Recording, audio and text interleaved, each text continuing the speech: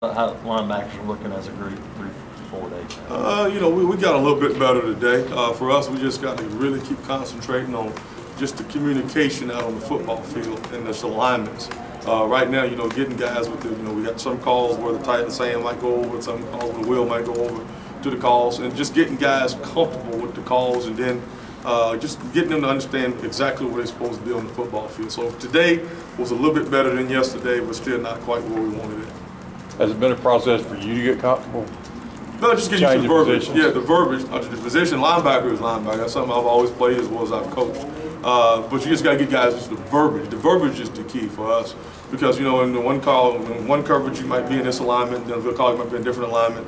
It doesn't seem like much, but, you being a step off your alignment determines if you can make a play or not. And so we're really harping on each guy actually knowing the big picture, of knowing where shade 5 is at, knowing where 3-6 is at, getting guys to get up, lined up exactly where they're supposed to be at, and knowing where everybody on the football field is supposed to be. You got a lot of young guys working. How much is the help that you have Jake Holland and David Yeah, Bates is the guy right now that's, I'm pretty pleased on where he's at because he's a big picture guy. We got to get guys, with really good football IQs to take pride in, knowing where everybody's supposed to be at. And, Jake has played, and as well as Bates. Except Bates is coming along really fast and kind of getting it.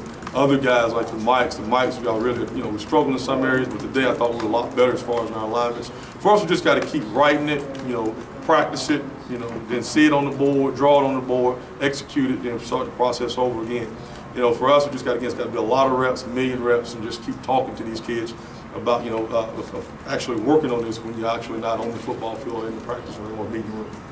How about those young guys, Frost and Swain? They're struggling. They're swimming right now, but they'll get better. They got better today in some aspects, and they went down in some aspects. So each day we try to tell them what phase can you work on today. Is curl flat drops. That's going to be something you can concentrate. Your footwork, getting lined up right. Communicate. So today, I saw some good things, but then I saw some other areas that it's going to need some improvement after we watch the tape. What about Jawar in the middle, working in there? He's getting comfortable. He moves like a linebacker does. He's got quick twitch, big body. We just got to get him again. We got to get him up to where Jake and Bates are at. But even they're not exactly where we want them at. But we got to get everybody on that same cue. And I think Ra he's doing a good job as far as running around and trying to do what we ask him to do. But to go ahead and take the challenge. Yesterday I came to my office and he's on the board just drawing up plays, and that's what it's going to take, of actually coming in and watching your tape, being comfortable when you can go on the board and draw up all 11 people on the football field and feel good about knowing where everybody's at. Talk about working with Coach Van Gorder. Yeah, fantastic. Fantastic, because he's a football guy. He's not everything is everything. You can't put everything in the same bucket. Physical guy and holds everybody accountable. Coaches, players, everybody. And so I enjoy that. I enjoy the intensity.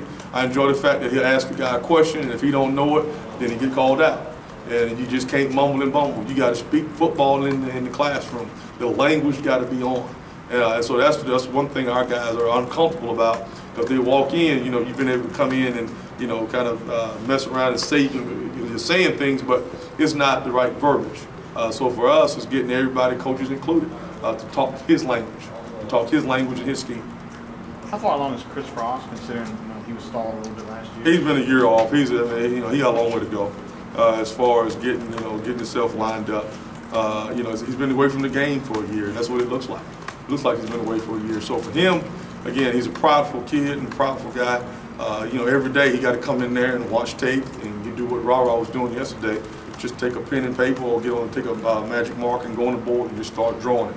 Because right now, again, you've done it off ability, and it was easy to do it off ability in high school. Now it's not about ability. You just got to line up for yourself, get yourself lined up, and then execute when it's time for you to make a play when it's time. Is it going to take a big push for him just to get into playing time rotation? Again, I'm not sure. Right now we're on practice 4, so it's hard to say. And, we just, again, for us, we got to hold all these guys accountable where they can go out there, be physical, line themselves up, where they can execute and make some plays.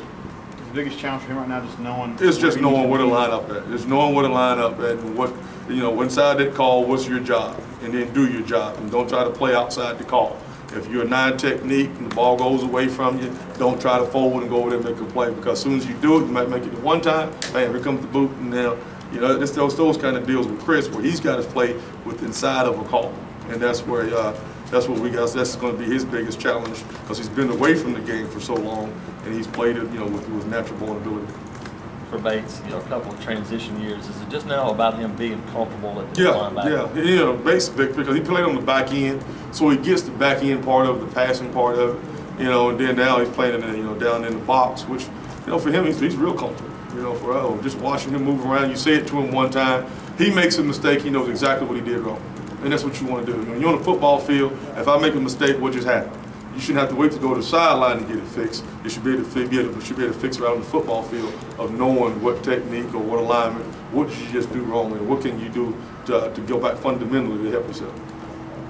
What about Ryan Smith? Is he getting any action? He's out there a little bit with the linebackers at the beginning. No, not Ryan Smith. Okay, No, Ryan Smith is on the second. No, he's in secondary. It looks like because he might be coming down in the box sometime, but no, he's not. He's not playing linebacker. Good. Ready to break. See you guys. Appreciate it. All right.